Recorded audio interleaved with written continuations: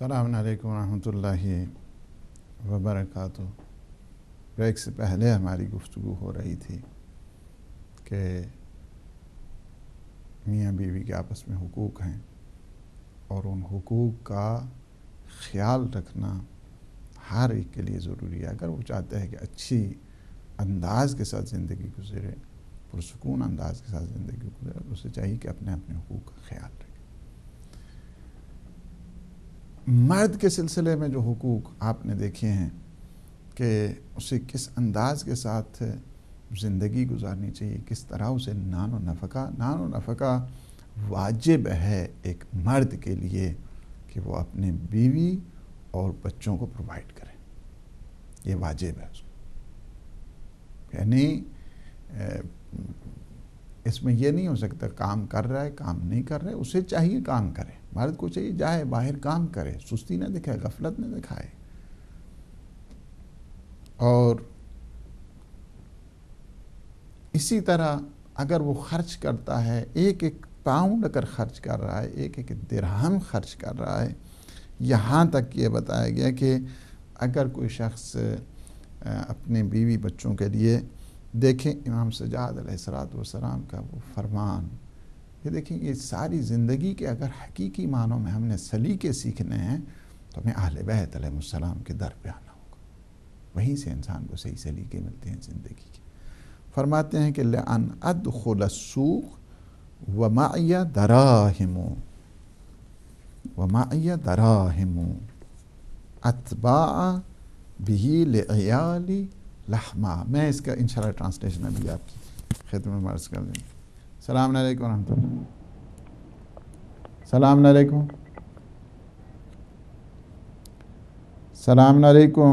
جی السلام علیکم مولانا صاحب۔ وعلیکم السلام، کون بول رہے ہیں، کہاں سے بول رہے ہیں؟ میں مسز حسین بول رہی ہوں مولانا صاحب، مجھے ایک کوشچن پوچھنا تھا جی کہ جیسے ابھی ہم حج پہ جائیں اور ہمارے خمس کی ڈیٹ جو ہے وہ حج کے بعد آتی ہے، تو جو اس کے درمیان جو ہم حج کے لیے پیسہ خرچ کریں گے تو وہ ہمارا خمیس شدہ ہوگا یا اس کا ہمیں علیحدہ سے خمس نکالنا پڑے گا؟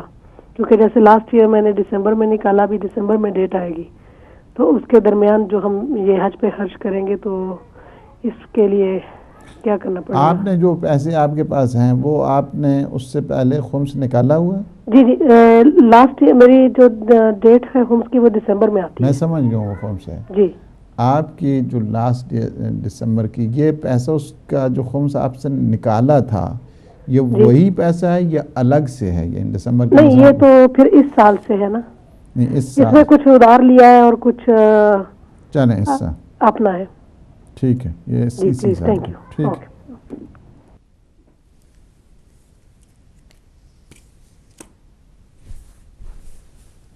فرماتے ہیں کہ لِأَنْ أَدْخُلَ السُّوقَ وَمَعِيَ دَرَاهِمٌ، کہ میں بازار جاؤں اور میرے پاس پیسہ بھی ہو۔ کون کہہ رہے ہیں؟ امام سجاد علیہ السلام فرماتے ہیں کہ میں بازار جاؤں اور میرے پاس پیسہ بھی ہو، وَمَعِيَ دَرَاهِمٌ أَبْتَاءَ بِهِ لِعِيَالِ لَحْمًا، مجھے بہت پسند ہے کہ میں اپنے اہل و عیال کے لیے کچھ گوشت خرید لوں۔ یہ مثال ہے۔ اسی لیے تو میں پہلے، اس سے پہلے آپ کو یاد ہوگا باقی جو پروگرام گزرے ہیں، کہ حتیٰ کہ یہاں تک مرد کے لیے کہا گیا کہ اگر کسی جگہ جاتا ہے، سفر پہ جا رہا ہے، تو واپسی پہ کچھ نہ کچھ اپنے اہل و عیال کے لیے، بیوی بچوں کے لیے، اگرچہ کچھ بھی اس کو نہیں ملتا تو وہاں کی خاک اٹھا لے اور لے آئے اپنے بچوں کے لیے، بیوی کے لیے، بتایا کہ میں وہاں گیا ہوں، میرے پاس ظاہر ہے کہ مطلب تو یہی تھا کہ کچھ نہ کچھ بیوی بچے اس کے خوش ہو جاتے۔ فرماتے ہیں کہ وَقَدْ قَرِمُ إِلَيْهِ أَحَبُّ إِلَيَّ مِنْ أَنْ أَعْتُكَ أَحَبُّ إِلَيَّ مِنْ أَنْ أُعْتِقَ نَسَمَةً، یعنی فرمایا کہ میں فوراً جاؤں اس قصابی کے پاس اور جا کر جو ہے نا وہ تھوڑا سا گوشت خرید لوں اپنے بیوی بچوں کے لیے، اور یہ کام اتنا اچھا ہے کہ بجائے اس کے کہ ایک بندے کو آزاد کیا جائے، گھر والوں کو آزاد کرو، پہلے گھر والوں کو آزاد کرو، ان کے ساتھ آسودگی رکھو ان کے لیے، زندگی میں. اسی لیے یہ فرمایا گیا کہ اگر کسی کے پاس نہیں ہے اور پیسہ اس کے پاس کم ہے، حتیٰ کہ وراثت کے سلسلے میں بھی اگر اس کی وراثت زیادہ نہیں ہے تو اس کے لیے یہ حکم ہے کہ نہ کرے وہ وصیت 1/3 والی. 1/3 کی اجازت ہوتی ہے. 1/3 یعنی ہر ایک انسان کو اجازت ہوتی ہے کہ 1/3 اپنے مال کا اپنی مرضی سے کسی چیریٹی کو، کسی ویلفیئر سسٹم کو، ہدایت ٹی وی کو، یا اس قسم کے جتنے جو پروجیکٹس ہمارے چل رہے ہیں اس میں 1/3 کی وہ وصیت کر سکتا ہے. ٹھیک ہے. لیکن کسی کے پاس ہے ہی تھوڑا سا مال ہے تو اسے کوئی ضرورت نہیں ہے اپنے بیوی بچوں کے لیے پیسے چھوڑ دیں ان کو تاکہ وہ گدا کرتے رہیں، پیچھے لوگوں کے ہاتھ دیکھتے رہیں. نہیں، اسلام نے سختی کے ساتھ منع کیا. حتیٰ کہ ایک انصاری کے جب اس نے اسی طرح کیا کہ اپنا سارا مال راہ خدا میں دے دیا اور بچے اس کے وہ در بدر کی جو ٹھوکریں، پیغمبر اسلام نے صحابیوں سے پوچھا کہ میں نے سنا ہے کہ اس نے سارے کا سارا وہ چیریٹی میں دے دیا ہے مال. کہا یا رسول اللہ بالکل اس نے جو ماشاءاللہ. فرمایا اگر مجھے پہلے پتہ ہوتا تو میں اس کا جنازہ بھی نہیں پڑھتا، جنازہ بھی میں اس کا نہیں پڑھتا. یعنی اپنا سب کچھ دے دیا اور بچوں کو گدا کے لیے چھوڑ دیا، جائے جو ہے نا وہ بیگر بننے. اسلام نے ان چیزوں کو پرموٹ کیا ہے. اور پھر فرمایا دیکھیں امام علی علیہ السلام فرماتے ہیں قال ابو الحسن علیہ السلام من طلب هذا الرزق من حلۃ یا من طلب هذا الرزق من حلہ لیعود به على نفسه وعیالہ کالمجاہد فی سبیل اللہ. یعنی جو طلب حلال رزق کے لیے تلاش کرتا ہے، کام کرتا ہے، محنت کرتا ہے، ہارڈ ورک کرتا ہے تاکہ اپنے بیوی بچوں کی کفالت کرے، ان کے لیے آسودگی پیدا کرے، تو فرمایا کہ اس کی مثال اسی طرح ہے کہ وہ گویا میدان جہاد میں ہے، میدان جنگ میں ہے، راہ خدا میں وہ جہاد کر رہا ہے. راہ خدا اینٹیں نہیں اٹھا رہا ہے، پتھر نہیں اٹھا رہا ہے، گاڑی نہیں چلا رہا ہے، محنت مزدوری شاپ پہ نہیں کر رہا ہے، بزنس نہیں کر رہا ہے، وہ مجاہد فی سبیل اللہ، راہ خدا میں وہ گویا جو ہے میدان جنگ میں وہ جہاد کر رہا ہے. اسلام نے اس حد تک پروموٹ کیا ہے کہ جاؤ اپنے بیوی بچوں کے لیے کام کرو، بیوی بچوں کے لیے نان و نفقہ واجب ہے.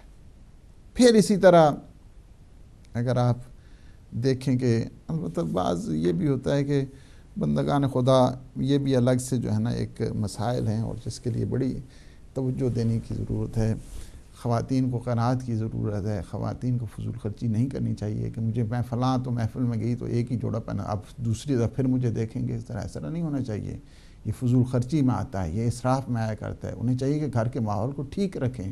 ایک خاتون گھر کے ماحول کو چاہے تو جنت بنا دے، چاہے تو جہنم بنا دے، یہ دونوں اس کے اختیار میں ہیں.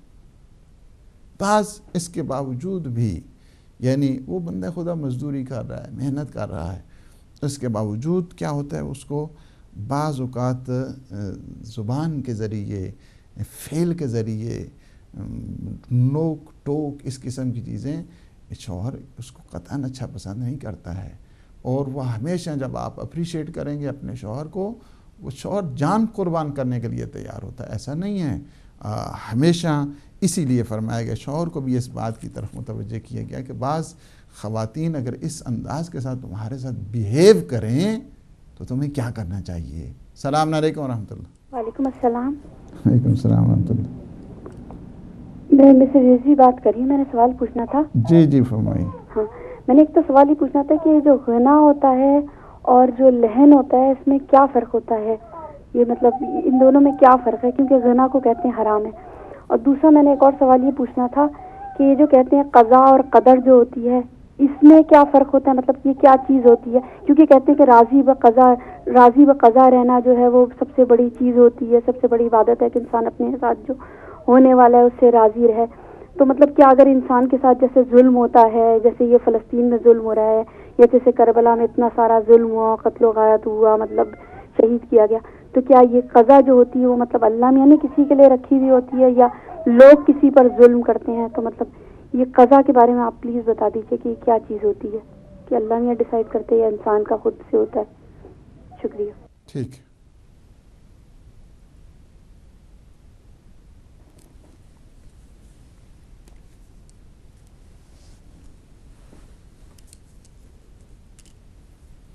تو بعض کیا ہے کہ یعنی اخلاقی اچھے اخلاق کے ساتھ پیش نہیں آتی ہیں. یعنی اگر کوئی خاتون اپنے شوہر کے ساتھ اچھے اخلاق کے ساتھ پیش نہ آئے، اگرچہ میں نے اس کا شروع تو کر دیا ہے، چونکہ حقوق ابھی خواتین کو بھی اپنے حقوق سننے چاہیے.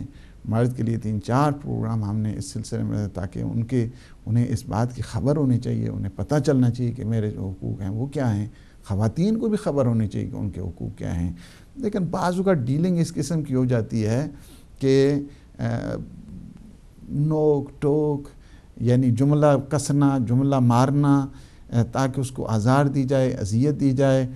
تو اس سلسلے میں پیغمبر اسلام صلی اللہ علیہ وآلہ وسلم فرمایا، پیغمبر کو پتہ ہے یہ سارے کیا ہونے والا ہے، کیا کرنے والے ہیں، گھر کا نظام کیسے ہوتا ہے، گھر کا سسٹم کیسے ہوا کرتا ہے. اس لیے فرماتے ہیں کہ من صبر علی سوء خلق امرأته احتسابا اعطاہ اللہ تعالی بکل مرۃ یصبر علیہا من الثواب.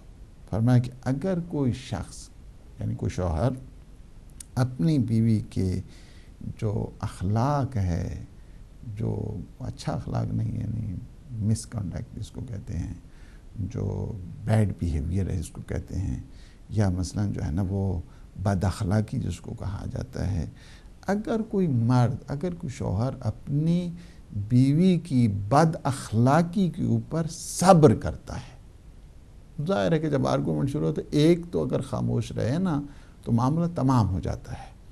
ایک کسی کے یہاں جھگڑے ہوتے تھے تو میاں بیوی کے درمیان، تو مولانا صاحب ہیں آج کل وہ قم میں مشہور ہیں کافی، یہاں پہ بھی کافی آتے رہے. تو خاتون نے کہا کہ کوئی تعویذ دے دے. انہوں نے کہا ٹھیک ہے. انہوں نے کہا ویسے ہی کاغذ جو ہے نا اس طرح جو ہے لپیٹا، تو کہا کہ جب شوہر گھر آتا جائے نا تو زبان کے نیچے رکھ لے. اب ظاہر ہے وہ جب زبان کے نیچے تو بول لیے گی تو نہیں، یعنی بس ٹھیک ہے آرام آرام کے ساتھ. وہ کچھ ٹائم کے بعد پورے گھر کا ماحول ٹھیک ہو گیا ماشاءاللہ. پھر جب دوبارہ آیا تو انہوں نے کہا سبحان اللہ، وہ کیا تعویذ تھا، ہمارا گھر تو بالکل جنت بن گیا ہے. فرمایا یہی ہے، اس میں نے کچھ بھی نہیں لکھا تھا، اس میں نے ویسے آپ کو لپیٹ کے دیا تھا. چونکہ ایک طرف جب یہ خاموشی آئے گی، دوسری طرف خود بخود جو ہے نا وہ سکون ہو جائے گا. یعنی یہی ہے کہ صبر کرے. اگر ایک شوہر اپنی بیوی کی بد اخلاقی کے اوپر صبر کرتا ہے تو پروردگار کے نزدیک ہر بد اخلاقی کے بدلے میں اسے صبر ایوب جیسا ثواب دیا جاتا ہے. یہ روایت جس طرح حضرت ایوب علیہ السلام نے بلاؤں میں، مصیبتوں میں کس طرح اللہ نے انہیں اجر دیا اور ثواب دیا. فرمایا اتنا تمہیں اجر دیا جائے گا، اتنا اجر دیا جائے گا. ما آتا ایوب علی بلائہ فکان علیہ من الوزر فی کل یوم و لیلۃ مثل رمل عاجل مثل رمل عالج. یعنی کیا ہے؟ فرمایا کہ لیکن عورت کے بارے میں کیا ہے؟ وہ جو شوہر کے سامنے بد اخلاقی کرتی ہے اس کا ہے. فرمایا کہ ہر جملے کے عوض میں شب و روز اس کے اتنے گناہ لکھ دیے جائیں گے کہ جس طرح صحرا کی ریت کے ذرے ہیں. دیکھا؟ اس لیے اخلاقیات سے کہیں. بہت چیزیں جو انسان کی سب سے بڑی مشکل انسان کی اخلاقیات کی ہوتی ہے، انسان کی بیہیویئر کی ہوا کرتی. انسان جتنا مرضی ہے پڑھ لکھ جائے، جتنا مرضی ہے جو ہے نا وہ ہو جائے، انسان اگر اس کی اخلاقیات ٹھیک نہیں تو کچھ ویچ. پیغمبر اسلام صلی اللہ علیہ وآلہ وسلم کی حتیٰ کہ سب کوالٹیز اتنی عظیم، سب کوالٹیز اللہ رب العالمین ہمارے پیغمبر رحمت للعالمین، لیکن ایک کوالٹی کو ہائی لائٹ کی گئی. انما بعثت لاتمم مکارم الاخلاق، مکارم اخلاق. انما بعثت لاتمم. اور پھر قرآن نے ہائی لائٹ کیا ہے اس بات کو لیے، انکا لعلی خلق عظیم، خلق عظیم کے مالک ہیں پیغمبر اسلام صلی اللہ علیہ وآلہ وسلم. تو یہ ہے کہ اسی طرح جہاں تک بھی روایت ہے کہ امام محمد باقر علیہ السلام فرماتے ہیں من احتمل من امرأتہی ولو کلمۃ واحدہ آتق اللہ رقبتہ من النار. اگر کوئی خاتون کی آزار اور اذیت کو اس پہ صبر کرتا ہے، تحمل کرتا ہے، اس پہ جو ہے نا ہمبلنس شو کرتا ہے، تو اگرچہ ایک جملہ ہی اس کا جو ناروا اس کے اوپر وہ کر رہا ہے، صبر کر رہا ہے، تو روایت میں یہ ہے کہ اللہ سبحانہ و تعالی اس سے آتش جہنم سے کیا ہے، رقبہ اس گردن کو کہتے ہیں، اللہ اسے آزاد فرما دے گا.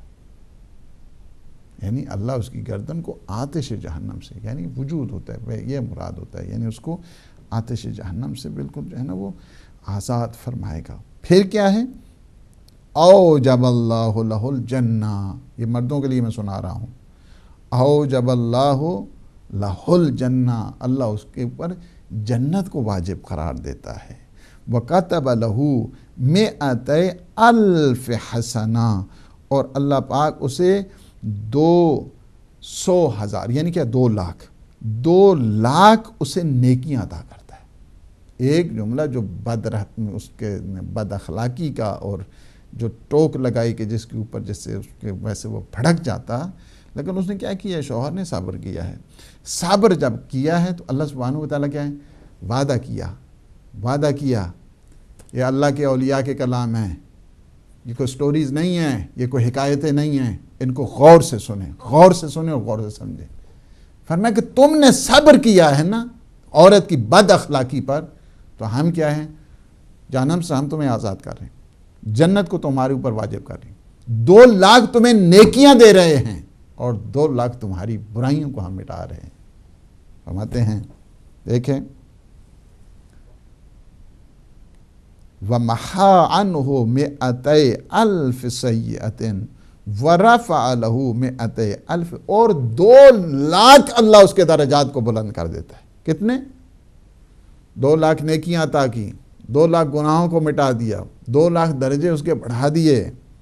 وَكَتَبَ اللَّهُ عَزَّ وَجَلَّ بِكُلِّ شَعْرِهِ عَلَى بَدَنِهِ عِبَادَةً سَنَةً، اور جتنے اس کے بدن کے اوپر بال ہیں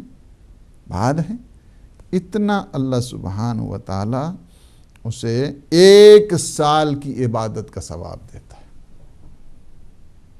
تو کیا ہے، اسلام نے ہمیشہ جو پیس، کام، جو انوائرمنٹ ہے اس کی طرف ہمیشہ توجہ دلائی ہے تاکہ اچھے انداز کے ساتھ زندگی گزاریں. میں آج پروگرام میرا یہی تھا کہ میں آج انشاءاللہ العزیز آپ کی خدمت میں وہ حقوق بھی بتاتا کہ جو ایک بیوی کو آبزرو کرنے چاہیے، ایک خاتون کو آبزرو کرنے چاہیے، اور اسے شوہر کے بارے میں کیا کیا خیال رکھنا چاہیے. اس سلسلے میں انشاءاللہ یہ بھی اس سے آپ نے استفادہ کیا ہوگا. اور اگلے انشاءاللہ پروگرام پہ ہم وہی حقوق کہ ایک خاتون کو کیا کیا چیزیں آبزرو کرنی چاہیے، گھر کے ماحولیات کو، انوائرمنٹ کو کس طرح رکھنا چاہیے، بیوی کو کس طرح اس کی ڈیلنگ کس طرح ہونی چاہیے اپنے شوہر کے ساتھ. انشاءاللہ اس پہ ہم اگلے جو سیشن آئے گا اس پہ گفتگو کریں گے. ہماری سسٹر ہے مسز حسین، وہ حج پہ جا رہی ہیں، اور دیکھیں جو آپ کی جو خمس کی تاریخ ہے وہ دسمبر ہے. دسمبر ابھی چونکہ آپ نے دے دیا، اور یہ جو مال آپ کے پاس موجود ہے یہ مخمس نہیں ہے. اس کا کیا کرنا ہے، آپ نے اس کو خمس بہر کیف، اگر اس کا خمس نہیں نکلا ہوا تو اس کو آپ نے خمس ادا کرنا ہے. یعنی خمس مخمس مال سے انسان کا جو واجب حج ہے وہ ہوا کرتا ہے. اگر آپ کا حج واجب نہیں ہے وہ الگ سلسلہ ہے، مستحب ہے، لیکن جو آپ کا واجب حج ہے اس کے لیے آپ کو چاہیے کہ آپ کو جو مال ہے وہ مخمس ہونا چاہیے. مخمس کا مطلب یعنی یہ ہوتا ہے، فرض کیا کہ مثال دے رہا ہوں کہ آپ کے پاس 4,000 پاؤنڈ ہے. 4,000 پاؤنڈ جو آپ نے اسے خمس دیا تو کتنا بنتا ہے، 845 جی. تو 800 جو ہے اس کا خمس بن گیا. 800 جو خمس ہے، ابھی آپ 4,000 میں سے 800 نکالیں گے تو کتنا بنتا ہے، 3,200. 3200 3200 3200 کہتے ہیں مخمس، اس کو کہتے ہیں مخمس مال سے جو ہے حج ہوا کرتے ہیں۔ اور دوسرا ہمارے سسٹر نے فون کیا مسٹر عزوی نے، 2 ان کے کوشچن ہیں، دیکھیں غنا اور لحن اس میں جو ہے فرق ہوا کرتا ہے۔ لحن کہتے ہیں کہ میلوڈی جس کو آپ انگلش میں کہتے ہیں، اور جس کو حسن صوت جس کو آپ کہتے ہیں، خوبصورت آواز جس کو کہتے ہیں، اس کو لحن کہتے ہیں۔ اچھے انداز کے ساتھ انسان کا پڑھنا، ترتیل کے ساتھ انسان کا پڑھنا، اچھے ترنم کے ساتھ کہ جس میں وہ جو سر ہوتی ہے اس کے ساتھ پڑھنا، ردم کے ساتھ پڑھنا، اس کو کہتے ہیں کہ لحن ہے۔ لحن داؤدی مشہور ہے کہ جس میں خوبصورتی ہے، اور حضرت داؤد علیہ السلام جب پڑھا کرتے تھے تو پرندے جھرمٹ لگا لیتے تھے، اس قدر خوبصورت آواز تھی۔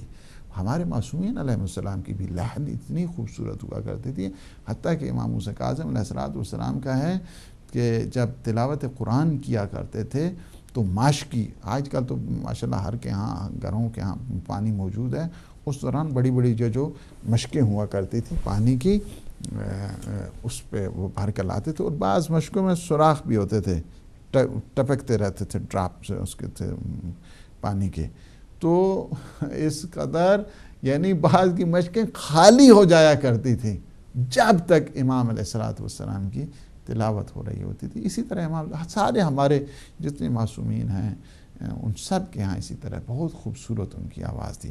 حسن و صوت جو ہے نا اللہ سبحانہ و تعالیٰ کی عطاؤں میں سے ایک عطا ہوتی ہے۔ یہ انسان یہ نہیں ہوتا ہے کہ زور جبر کی بات ہے، حسن الوجہ، یہ خوبصورتی جو انسان کے چہرے کی ہوتی ہے یہ بھی اللہ کی عطا ہے۔ صوت جو لحن ہے یا حسن و صوت جس کو کہتے ہیں، یہ بھی اللہ سبحانہ و تعالیٰ کی عطاؤں میں سے ایک عطا ہوا کرتی ہے کہ جو ہر ایک کو نصیب نہیں ہوتی، بڑے مقدر والے ہوتے ہیں کہ جن کو اللہ سبحانہ و تعالیٰ اچھی آواز دیتا ہے، اچھی صورت دیا کرتے ہیں۔ سارے شکر خدا کے۔ جہاں تک غنا کی آپ نے بات کی ہے، غنا دیکھیں، غنا حرام ہے اسلام میں، اور غنا میں ضروری نہیں ہوتا ہے کہ وہ حسن و صوت اس میں بھی ہو سکتی ہے، لیکن کیا ہے کہ 3 اس میں شرطیں ہیں، اور 3 شرطوں کے لیے اگرچہ یہ موسیقی کے پروگرام یہاں پہ بھی ہم کوشش کریں گے کہ اس کی پورا ایک جو نکھار ہونا چاہیے کہ خود موسیقی کیا ہے، کون سی موسیقی جائز ہے، کون سی موسیقی حرام ہے، کون سی موسیقی جو ہے نا وہ پرمیسیبل ہے، ناٹ پرمیسیبل ہے، کیا ہے، وہ اس پہ ایک ڈسکشن کرنے کی ضرورت ہے۔ غنا میں کیا ہوتا ہے، 3 چیزیں جو ہے نا، ایک کیا ہے ترجیح الصوت، یعنی آواز کو گلے میں خوب پھراتا ہے، گھماتا رہتا ہے، ایک تو یہ ہے۔ دوسرا یہ ہے کہ مجلس لعب، یعنی اس قسم کے جس طرح پبوں میں ہے، جس طرح کلبوں میں ہے، جس طرح اس قسم کی یعنی مجلس اس قسم کی ایسی سیٹنگ کہ جس میں لاو لعب ہو، جس میں فضولیات ہوں۔ اور تیسری اس میں شرط یہ ہے کہ انسان کی جب وہ شروع کرے نا پڑھنا تو انسان کے جو احساسات ہیں غلط طرف انسان کی جائے۔ میں اتنا ہی بتا سکتا ہوں تو کہ انسان کی جو فیلنگ ہے، انسان جذبات ہیں، اس کے جو ایموشنز ہیں وہ غلط کام کی طرف، غلط اس کی جو انٹینشن اس طرف بڑھنے سے اب شروع ہو جائیں کہ انسان میں وہ ہو جائے، تو وہ یہ تینوں اگر اس میں ہیں چیزیں تو وہ غنا کے زمرے میں آتے اور وہ جائز نہیں۔ جہاں تک آپ نے قضاء و قدر کی باتیں کی ہیں، دیکھیں قضاء جو ہے یہ حتمی فیصلہ ہوا کرتا ہے اللہ سبحانہ و تعالیٰ کا۔ قدر میں کیا ہے، قدر میں گنجائش ہوا کرتی ہے، انسان قدر اپنی کو تدبیر کے ذریعے اس کو حل کر سکتا ہے۔ اپنی جو قدر ہوا کرتی ہے دعاؤں کے ذریعے وہ یہ اسی وجہ سے کہ یہ دعائیں ہیں انسان کی بد کے قدر کو ٹال دیا کرتے ہیں تدبیر کے ذریعے۔ مثلا ایک میں آپ کو مثال دے دوں، یہ ہم نے اپنی کتاب جو صحیفہ عبودیت ہے، یہ روایت اس میں نقل کی، اور اس میں نقل کرنے ٹائم میرا ختم ہو گیا۔ اس میں یہ ہے کہ امام علیہ السلام دیوار کے ساتھ بیٹھے ہوئے ہیں، اور دیوار جو گرنے لگی، امام وہاں سے ہٹے تو ایک شخص نے اعتراض کیا، آبجیکشن کیا کہ آپ جو ہے نا وہ اللہ کی قضاء سے جو ہے نا وہ ہٹ کے تو جا رہے ہیں، اور امام نے فرمایا ہاں میں نے قضاء کو چھوڑ کر قدر کی طرف آیا ہوں۔ یعنی کیا ہے کہ یہ ایک اس قسم کا بتا دیا کہ انسان اپنی جو قدر ہے اسے چینج کر سکتا ہے. اسی وجہ سے شبہائے قدر ہوتی ہیں. شبہ قدر اسی لیے ہوتی ہیں کہ انسان اپنے حالات کو، جس میں انسان کے رزق، روزی، ممات، حیات، یہ سارے مسئلے ہوتے ہیں، انسان اگر اچھے طریقے کے ساتھ، شست اور پختہ انداز کے ساتھ، تطہیر باطنی کے ساتھ جب دعا کرتا ہے، اللہ سبحانہ و تعالیٰ اس کی قدر کو پھر ٹال دیا کرتا ہے. ممکن ہے کہ کسی کی یہ لکھا ہوا ہو، کسی کی تقدیر میں یہ لکھا ہوا کہ آئندہ سال اس نے فلاں تاریخ کو مر جانا ہے، لیکن کیا ہے کہ یہ جو 19ویں، 21ویں اور 23ویں کی رات کو اس نے گڑ گڑا کے دعا کی، یا اللہ تو مجھے معاف کر دے، میرے گناہوں کو معاف کر دے، میری جہان طویل عمری، تو میری جو ہے نا زندگی کو دراز کر دے، تو وسع علی رزقی، میرے رزق میں اضافہ کر دے، یا اللہ تجھے واسطے سید و شہداء کے. جب دعا کرتا اللہ کہتا اچھا اتنے بڑے بڑے واسطے دیے، ٹھیک ہے جی، اس کی آئندہ سال کی جو اس کی موت تھی اس کو ٹال دیا ہم نے، 10 سال مزید اس کو گرانٹ کر دیے. کیا ہے اس کی قضا جو ہے نا وہ کیا فیصلہ ہونے والا تھا قدر میں. اسی وجہ سے کہ بعض جو ہے نا وہ کہتے ہیں کہ یہ 3 شبیں کیا ہیں، 3 شبیں. بعض کہتے ہیں کہ چونکہ 19ویں کو انسان کی تقدیر اور 21ویں میں اس کے جو ہے نا وہ حالات جو ہے نا وہ تبدیل اس میں دیکھا جاتا ہے، لیکن اگر 23ویں میں جب قضا کی منزل پاتی ہے، سٹیمپ لگ جاتی ہے، تو پھر انسان چینج نہیں کر سکتا ہے. ایک چیز میں آپ کو بتا دوں اور بات میری تمام ہو گئی ہے. آپ جنہیں مانتے ہیں معصومین علیہ السلام وہ ہیں، سیدہ کا واسطہ دیں، انشاءاللہ اللہ سبحانہ و تعالیٰ انسان کی قضا و قدر کو ٹال دیتا ہے. ہم جنہیں مانتے ہیں ان کا واسطہ اتنا عظیم ہے، یہ دعائے توسل ہے. معصومین علیہ السلام کا جب توسل انسان اختیار کرتا ہے، فرض کیا لوح محفوظ پہ قضا پہ فیصلہ ہو چکا ہے کہ اس کی موت ہے، اللہ کے حضور جب انسان دعا کرتا ہے، واسطہ دیتا ہے، سیدہ واسطہ دیتا ہے، امام حسن واسطہ دیتا ہے پیغمبر اسلام کا، اللہ سبحانہ و تعالیٰ اس قضا کو ٹال دیا کرتا ہے. بسم اللہ. اللہم صلی علی محمد و آل محمد. خدا بحق محمد و آل محمد ہمارے لمحات کو اپنی عبادت میں شمار فرما، ہمارے گناہوں سے عفو درگزر فرما. پروردگار ہمارے جتنے مومنین مومنات مریض ہیں انہیں شفا کاملہ عاجلہ عطا فرما، ہم سب کے مرحومین کی مغفرت فرما. امام زمان اجل اللہ تعالی فرجہ شریف کی ظہور پر نور میں تعجیل فرما. السلام علیکم ورحمۃ اللہ وبرکاتہ.